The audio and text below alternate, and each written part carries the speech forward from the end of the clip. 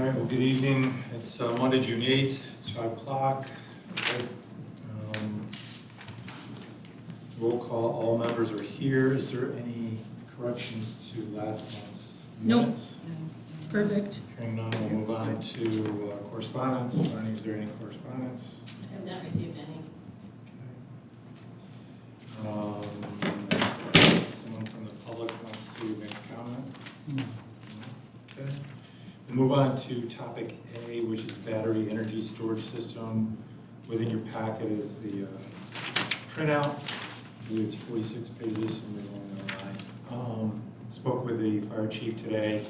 He's unable, along with our code enforcement office, able to be here today at our meeting to answer some questions, but he did want to just kind of relay that he's asking for us to enter into some type of a moratorium so that he can get ahead of this a little bit, do some more research. So I would like to suggest we do a 6-month moratorium, to move this to the city clerk's office to have the city attorney draw up a 6-month moratorium on battery energy storage systems, just so that the fire chief and code enforcement can have a little bit more prep time. Sounds good.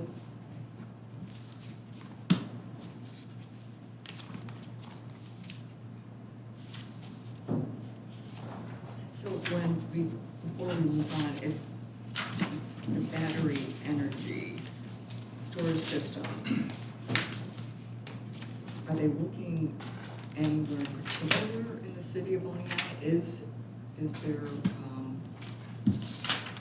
some entity looking into possibly? I don't know of any particular. There's been, I guess, some interest within the city limits, but at this time, they just need a little bit more time to really dive into this. And this would also give our city attorneys some time to research this also. Greg, did you have any thoughts or concerns on that? I'm not aware of an actual application. I know that interested company has reached out to the code office regarding a potential location in the city, but I'm not aware of an actual application coming in. So given that, we should be legally okay to do this. Okay. Jenny, any other questions? No, we're gonna, Well, I was just Hear noticing back. there's a number of different types of batteries. right, It's not just a simple, Correct. yeah. right. It's not just one particular system, there's Mhm. multiple systems.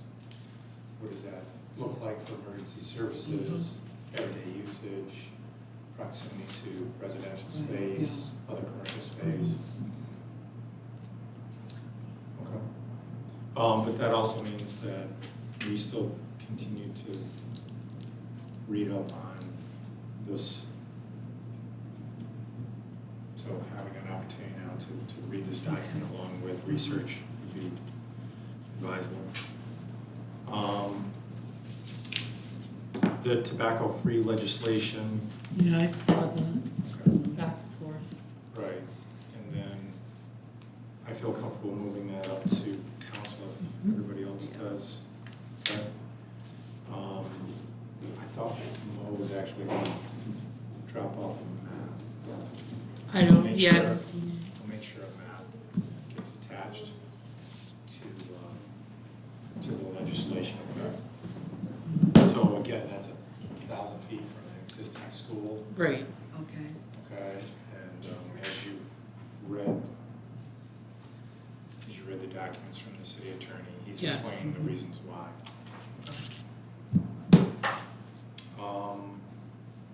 And also you saw the reasoning, we can move forward with the reappointment to boards and commissions of if we move off, removing that in the charter, that we should go to a public referendum.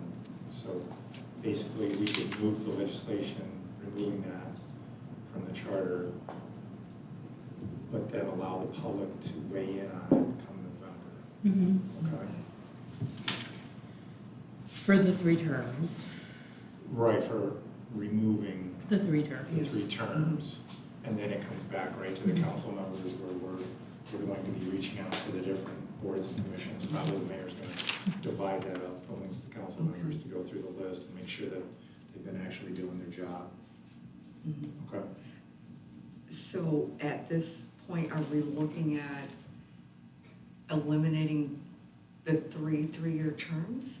Or, I guess the short answer is yes, but we're gonna let the public weigh in on it, so Okay. by going to a public referendum, okay, it allows the public to chime in on that, which I think is probably the best way of going about that.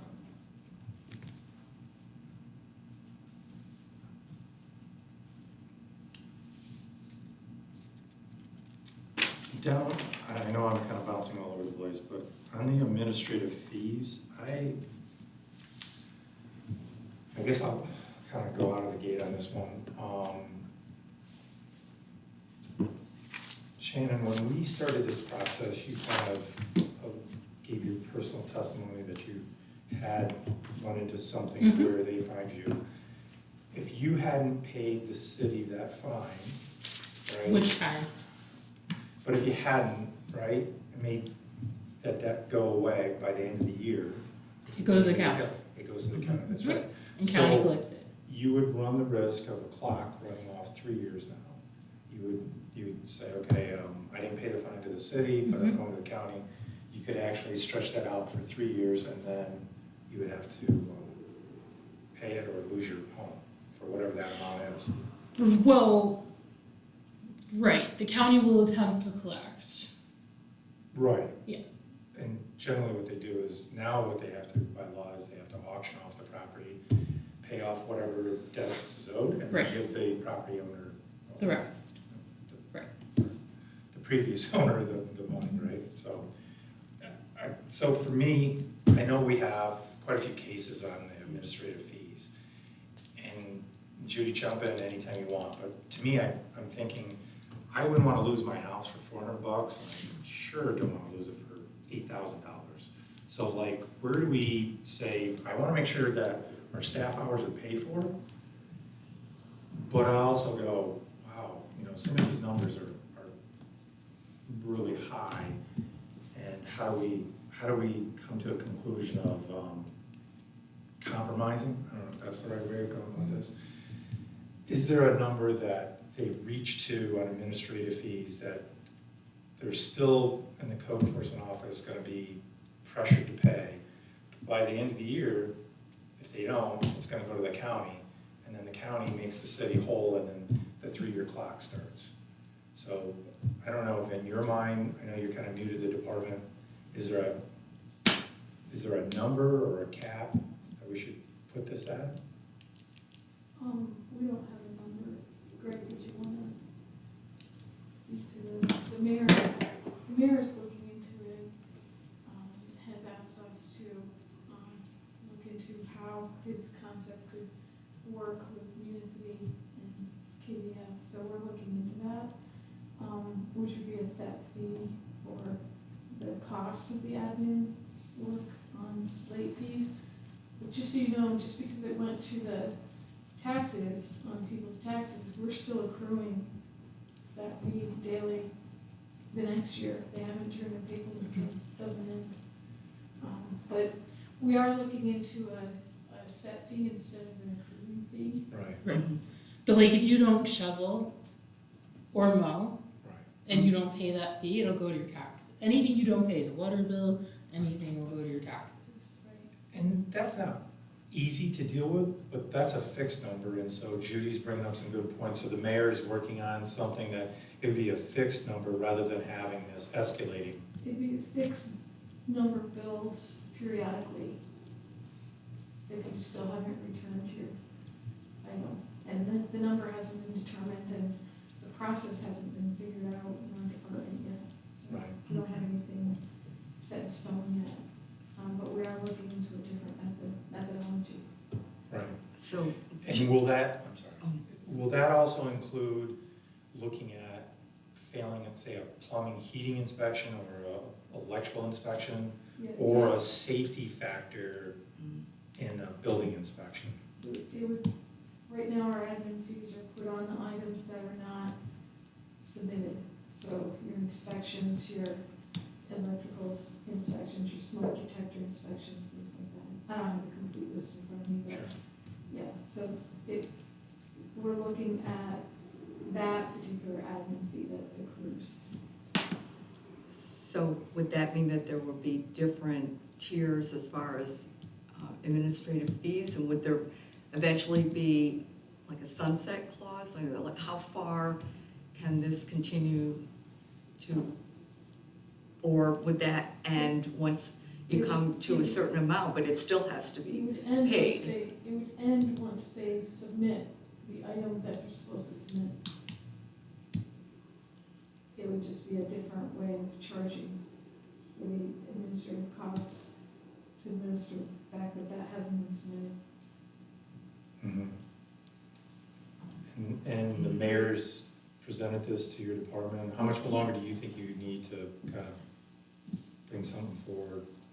I'm not sure. I think he was thinking of trying to get it in place for next year, 27. I think it's June now, so within the next 6 months. This is thought. Judy, you had mentioned how many properties are kind of what you might want to say delinquent in paying their administrative fees? And and the length of, is there We just looked an at average? We just looked at it last week. The last time I was here talking about it, I think we were at about 121 items that were missing on about 40-some properties. It's still about 40-some properties, but it's down to like 106 outstanding. And some of those, a handful of those go back 4 years. And that's a lot to track. Yeah. Mm-hmm. It's a lot to track it. It's, health and safety issues. Mhm. So you don't want to just not be tracking them and not be charging, because that's the incentive to Yeah, get, right. the ones that are getting submitted are because you've got these incentives in place, like, submit, you're gonna have worse costs. So, and it costs us more every time that we have to remind them or track it in our system. Then the notification mechanism, did we discuss at one point of a postcard? We just sent out 2 batches of postcards, about Okay. 20-some each. So that 100 and some outstanding items pares down to about 40-some different properties, 40-some different property owners. So we've sent out roughly 40 postcards. We did some in April, and we just did some last week, the rest of them last week. The first batch was 20-something, and we had 2 responses. So the other ones went out last week, so I don't know what the responses are gonna be, but I'm expecting hardly any. And it was just a postcard that, hey, you've got admin fees accruing. It doesn't have a dollar amount, because you can't put that on a postcard that's open. A friendly reminder. Just a, hey, we sent you the certified letter, contact codes. And so when you said you were going to look into the costs, what are you looking at? The time, or what exact costs are you looking for your staff? How to set it up, how to change how to change the code, how to change Municity, to be able to track it properly, who's gonna send out the invoices. Because right now, we don't send an invoice until they submit the item, because it's accrued on $10 a day, so you don't have that actual number until it's in. But this would be a periodic billing for set fees, or set amount of money. So are you looking at doing this quarterly? Don't know yet. You're still undecided? We've had one conversation, so we're still, I haven't even been able to talk to our staff yet. 'Cause we're just flat out, so. We had one quick conversation last week, actually, with staff, but nothing to dig into Municity, just run some checks and see how it's gonna work. Have you looked at what other municipalities do in these kinds of situations? I have looked quickly that, some of them charge, I don't know if it's, is the fee the right word for the cost cost,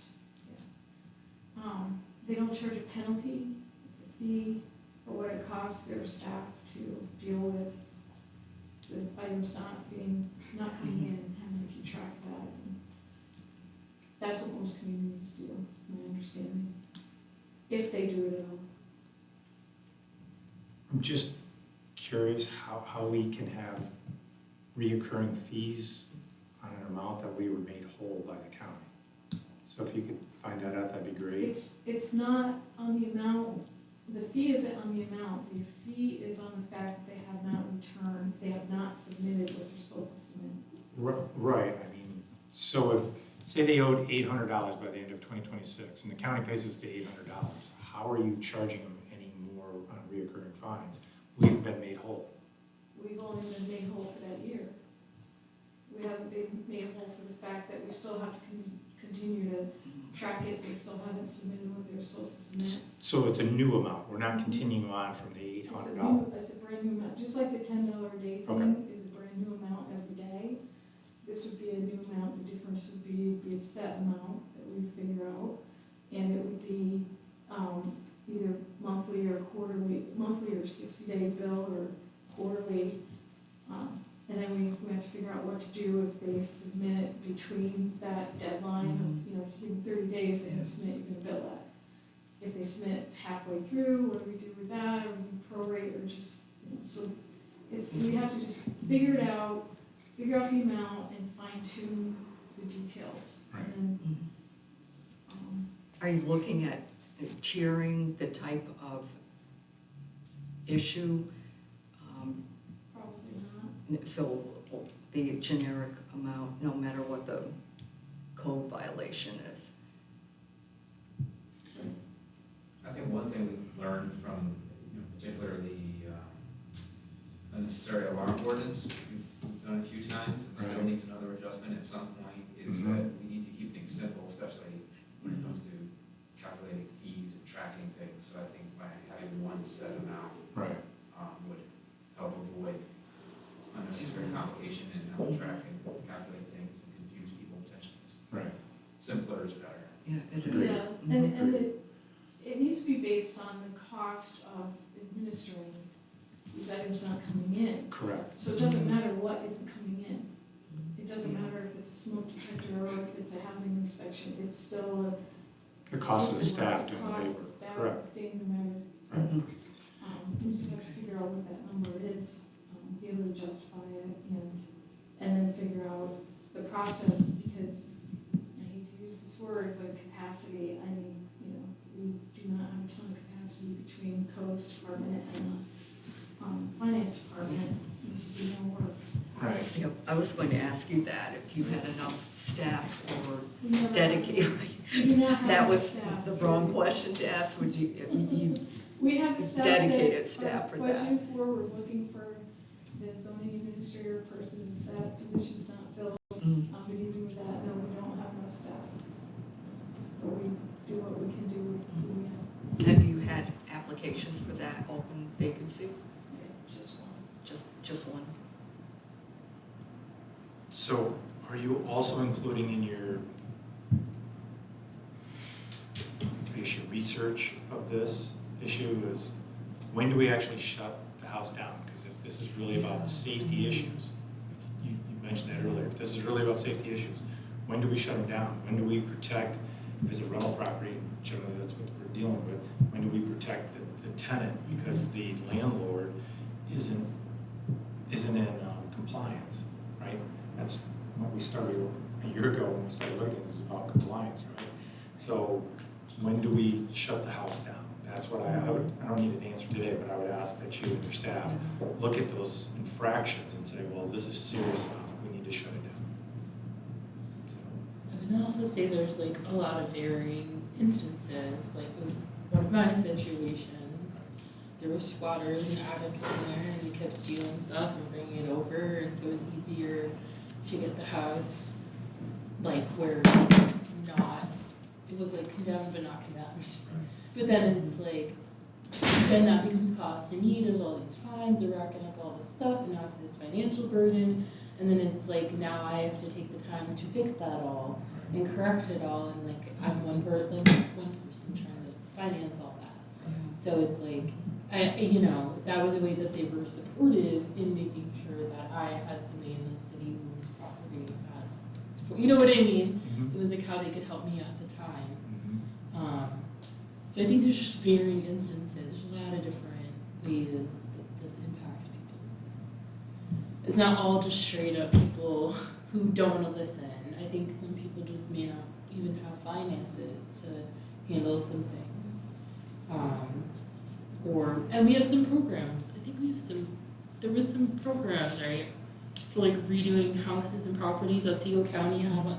So like there's things out there. I don't know, maybe we should be connecting homeowners to them a little bit more. Cause like the Otsego County one, I know a lot of people didn't even hear about till it was done. Like the applications were done. We do that, our codes office does let, after landlords know when we have the run rehab program. When we have single family homeowner that contacts them, issues, they send them over to me and Sarah. The county one, the newest one, we just had for vacant properties. Yeah. It wasn't very big. Right. So I'm sure we'll approve those. Judy, Ours is gonna be rolling out shortly, but it's only for buildings that have 1 to 4 units, so that tightens it down. Is there a running list of those types of properties that you keep, or you just wait until someone comes to you, depending on what the grant is for that cycle? Pretty much,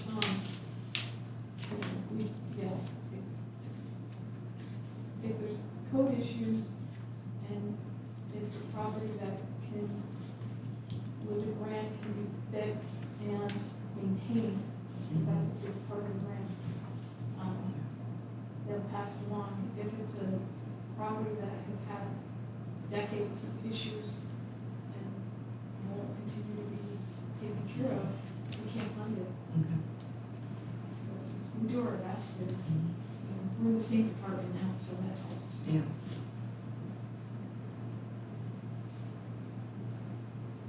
So I guess, Greg, we'll leave this item on our agenda.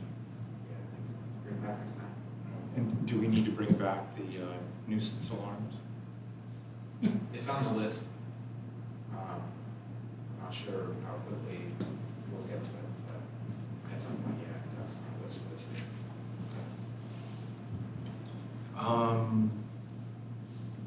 Item B, I need more time. I don't know where you guys were, your research on this, but for me, I'd like to point out the bulletins that our city attorney sent us. And probably what stood out to me first was when I got to the part where, how many court cases have we actually had where tenants have brought issue against the landowner? Yeah. I don't know of any, but that doesn't mean it didn't happen. So me and my research, I just need to do that. I'm also curious, because it's for like unreasonable and good cause. The good cause is non-payment of rent, substantial lease violations, annoyance or legal conduct, owner occupancy refusal to permit to lawful access, withdrawal of units from rental. These are all like normal reasons, you know what I mean? Like, what are the other reasons people are they just saying you can't just be like goodbye, you have to tell them why? Yeah, I agree, because yeah, I'm I not think you quite have to know. understanding I'm why not we're getting looking at this why. either, so. Yeah. So, I wanna look at it more. yeah, I would like to look at it. And 10% increase is a decent amount. I have to say though, this discussion memorandum guide is very helpful. There's a lot of good Yeah, there's points, a lot of very good points. and very thorough that we need to look at. Yeah, I spent a couple hours researching this on the internet, so it was, Well, the city, I think this was originally written for New York City correct. and a few other upstate cities, Albany, Ithaca, Kingston, Poughkeepsie, Rochester, have opted into the good cause eviction law. So- Much larger communities Yes. than ours. And So our obviously that- rental population is completely different. Correct. It's very unique to Oneonta. Correct. For me right now, I'm not seeing the need for it, but I just want to keep researching. I do like that, you know, it's geared towards vulnerable kind of populations, or people just being arbitrarily displaced. I don't know that it protects against retaliatory non-renewals, because they can just say, hey, you know, I wanna live there, or I asked for access and you didn't let me, so bye, like, I don't know that, it's gonna be preventative in that way, but, yeah, I want more time to look at it, please. Spent some time on, moving on to E, sorry, I spent some time on 27 Market Street, turning garbage to refuse. That was Friday for me. That was quite a few hours actually. And then I picked it up again today and I had a meeting with Casella. So on that, on 27 Market Street, kind of moving forward, but haven't totally encapsulated 2 or 3 business owners or property owners that want to move forward yet. Just still having discussions, gathering information. As for the rest of this, you know, as we said last Tuesday, the Tuesday before, this is about 18 months of basically, I call it Band-Aid on a much larger issue, and let's figure this out. Not because Brian's in the gallery, but Brian brought up some good points about having one area for food garbage and another area for what we'll call residential. I think those are good. I've talked with Casella about it. They actually have bought a new trailer, and they're gonna bring it online, but they need to talk to 2 of their larger clients before they bring that online. That might be something that could be enacted or part of Water Street, Market Street area, because we have so many restaurants in the Main Street, Market, Wall Street area.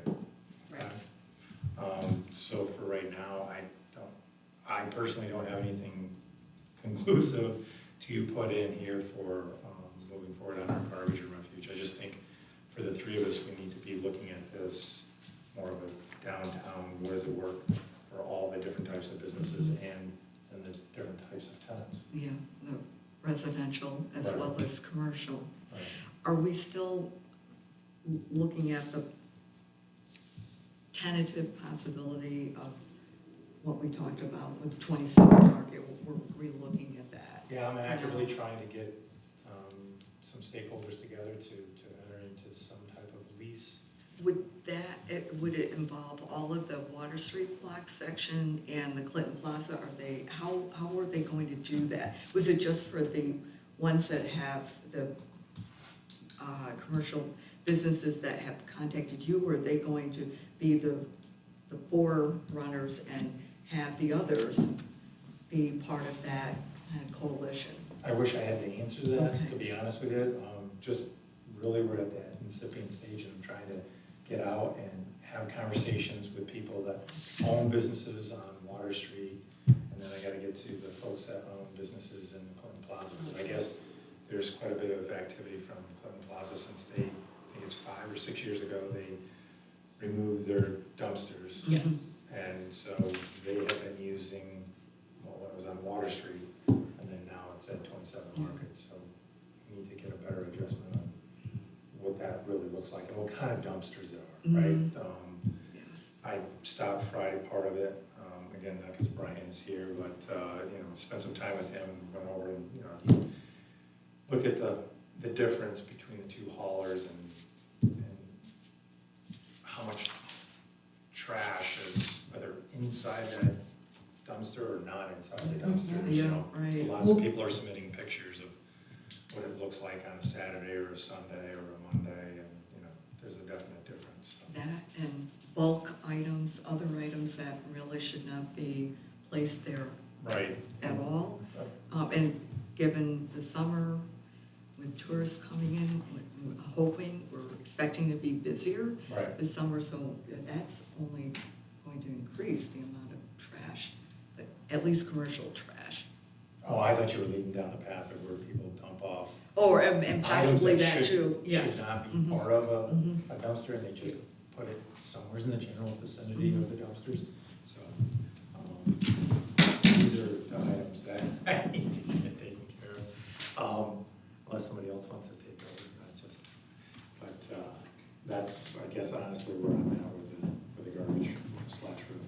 Yeah, I think having the separate restaurant then is a good thing, because it was catching on fire. It caught on fire more than once.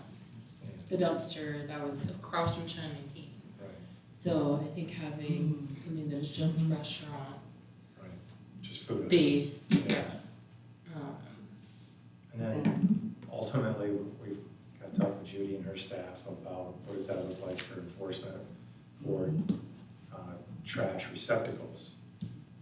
I got an earful Friday from a business owner on Water Street. She's pointing to the multiple trash receptacles that are camped out right next to her, so her customers are coming in and out. And, you know, we have rules, we gotta figure out what that looks like with code enforcement, and how much time and effort needs to be put there, because there was I think there was 5 or 6, and then you go down, there was a couple, and then you go down, there's a few more, and they're just staying there. Yeah, they have been, and the structures are definitely there more than 24 hours. Right. But Right, they- because they don't have any rear yard access. Yeah, they don't have no- anywhere to put it. Right, alternative out of view storage options, so. I don't know how we can be That's frustrated really with their them. They front don't have yard. anywhere to put it. Well, Just no, like not the smoothie bar dumpsters, we're or- talking about a garbage can, a trash receptacle, right? So it's one on wheels, so they pull Right, it in and yes. out, they're supposed to pull it in There's- and out of their doors. Right, but like, if you're the restaurant that's down there, right, like, are you gonna keep the garbage bin in the front of the restaurant where everybody's walking in? Right, but other businesses are doing that, so if they have tenants, say residential tenants, they're keeping their trash receptacles at, call it street level against their building, and then I don't know what day of the week they're supposed to roll them out, but they're not, they're leaving them one way or the other there 24/7. And that's not what code says. So regardless of the number of pickup times, they're Right. still out there Correct. 24/7 and Right. have been. I've noticed them for months now. Right. Again, to your point, where are they going to put them? Do they really have space within their business to The house actual them? structure, Mhm. not the businesses, I'm talking about the building itself. Well, I think some of the businesses are putting some of their trash out there too, Right. but there's no place for it to go. So, I don't know, maybe we're gonna have to get creative if we're not gonna want that shoot thing. Right. Casella said they could do the shoot thing without the compactors, they could do it to the dumpsters, they do that in other communities, I think Plattsburgh was one of the At communities that same location. Well, the location next to our elevator shaft. Yes, mhm. Yeah. So they said they could do it with dumpsters also. Rather than the A expense of compactor, a right. chute compactor. Right. That makes more sense, Right. to be able to use that space, which would be out of the way, available to all the Water Street residents and commercial business. So, Right. okay, so that's down on the street level. What would be the mechanism to get That stuff to- down from point there. Right. A Right. down through the, And that's when they mentioned they could do Elevator. the shoots, right? So they could do a shoot Mhm. for that. product. Oh, Because just I a shoot. explained- Yeah, not the, it's not I really gotcha. an elevator. Okay. Right, Mhm. it's not gonna be easy to, without, who's gonna clean up the mess that goes in the Mhm. stairwell or the elevator shaft? Yeah, oh, yes. I did show him the sub-contained system, he said he'd Mhm. never seen that before, so he was gonna do some research on that. So, I don't know, could be a possibility. All right, anything else? Absolutely. One thing we didn't bring up with this is, especially with Clinton Plaza, Water Street businesses, I was looking at waste oil and how that is stored. Are they stored separately as they should be, or has that waste oil been included in the trash in the current dumpsters with the way the configuration is? I'm assuming you're talking about cooking one? Yeah. Yeah, Mhm. I don't have any knowledge on the specifics of Yeah, what they because- do or don't do. Yeah, because that should be handled separately by licensed haulers. Right. That's something else to think of. Also, Casella said they could do daily pickups. Obviously, they would get to Friday, they don't have Saturday or Mhm, Sunday, and mhm. then they'll be back at it on Monday. So Monday. that gives some problems that were brought up, what happens to garbage, but for now, that in the 18 months,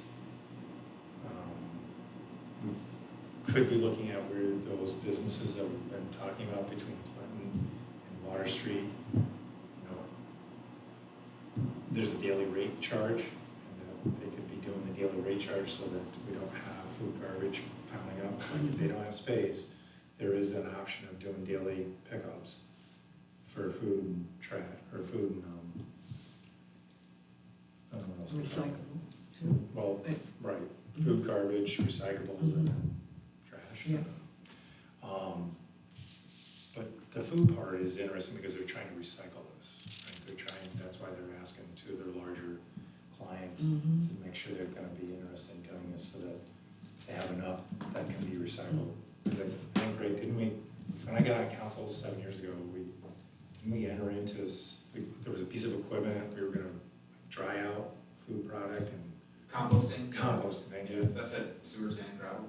Yeah, That site, I know Casella, another location is not anywhere near here, they have composting facilities. If they're looking to do that, that's a whole different yeah. sort of separation of waste. I think that's the path that he was talking about, seeing if there was an interest of moving that back and That's the first I've heard of that with respect to Water Street. And, Yeah. and they bought a specific trailer, I guess, Okay. so we'll see, because then it keeps the slurry, I don't know what else you call the stuff, the liquid inside instead of dripping down the street. Yeah, with something like that, obviously, it'd be up to them and their customers, actually the city requiring it, like some places that require separation of food waste, but they'd have to have separate containers, separate processing, Mhm. Yep. separate pickup. Yeah, Right. he showed me there are smaller trash receptacles, so it's more manageable because of the weight of the food product, Okay. so. Okay, so Greg will keep this on our item, or on our agenda also. Okay. Just keep working on that. All right, so Bonnie, we have a 6-month moratorium for the battery energy storage. You'll notify the city attorney. And then we'll move the tobacco-free legislation to council along with the boards and commissions.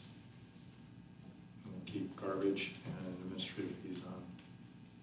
And Judy, you're thinking administrative fees, we should kind of figure this out in the next few months, or? Yeah, the mayor asked for it to be ready for implementation in 2027. So yeah, it would have to be this year. Could I mention one of the items here, the escalation fee for garbage collection by city staff?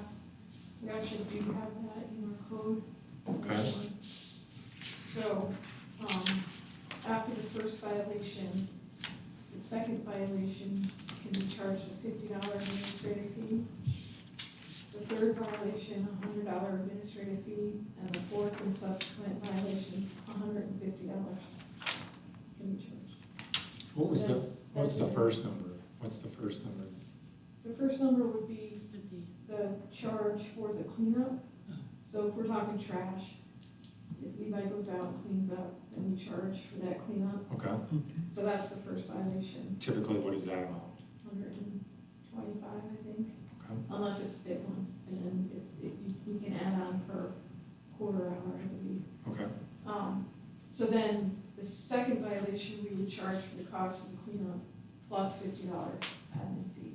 okay. Third one, same thing, plus 100. Fourth and beyond that would be 150, and that's by the year. So Judy, when you're talking about are you talking about residential properties throughout the city? Talk Yeah. about Or any property. Any property? Does that happen often? Do you? Yes. Oh, it does. Levi spends his summer picking up trash and mowing lawns. The summer, or the summers? Yeah, If you've not met Levi, he's very nice. he's a great kid. Yeah. He works part-time, and we appreciate that, the work that he does, because that's not a pleasant, I would love to mow lawns all day, but Me too. the garbage part of that is not pleasant. And I kind of wish that our codes office could get out of the garbage collection business, because it seems to me that this is a relatively inexpensive fix for business owners who won't take care of the problem, especially when it's repeated. All right, so that's already in place, the escalation fee, right? Yeah, and relative to Water Street, because we knew that council employees were working on garbage issues on Water Street, we've been working on keeping things as much as we can picked up and reaching out to the problem property owners.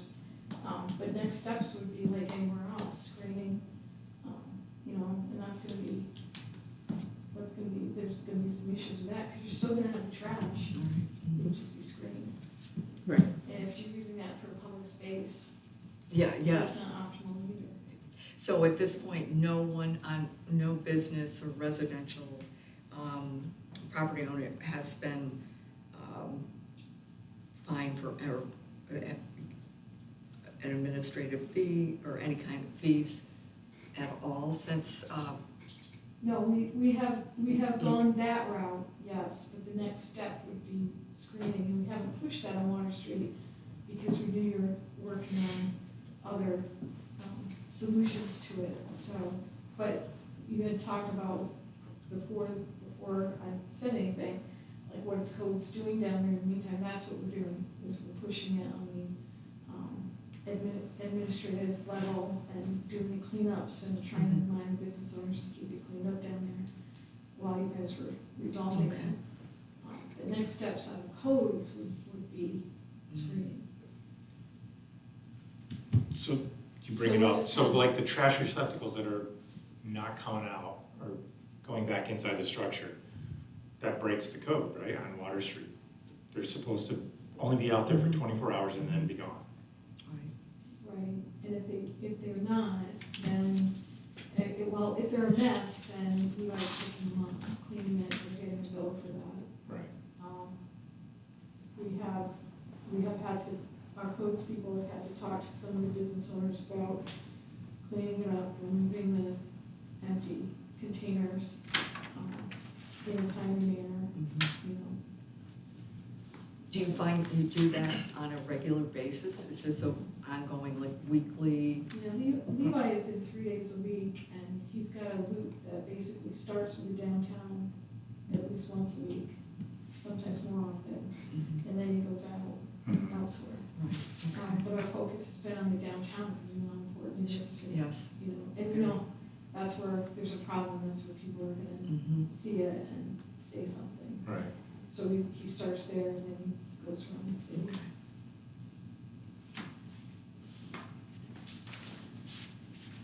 So we should expect that Levi and your office are gonna be handing out these administrative fees for these trash receptacles that are not going back inside the structure. I'd have to look to see, I think we're right now more focused on the cleanups. I don't know if we're actually sending anything out, because the empty, garbage cans are sitting out there. Right. But if it's a garbage can that's been strewn all over and there's a mess, then we pick it up, and then we're getting billed for that. Okay. We have to pick and choose what we can get done, Okay. Thank you, Judy. yeah. Anything else? No.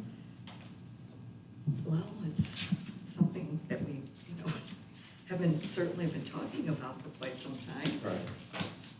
I was just going to circle back to, are we looking at temporarily, I know thank you for all that you've done, but using 27 Market Street really seems to be our only option. Currently, fenced in, we talked about it at great length, fenced in, screened, having these owners, whoever is part of this, being the overseer of this, not the city, although sometimes that cannot be helped, but it seems like right now, that's an temporary fix to Oh, a absolutely. long-term issue. Yeah, we need to come up with a long-term. Mm-hmm. All right. Ani, thank you.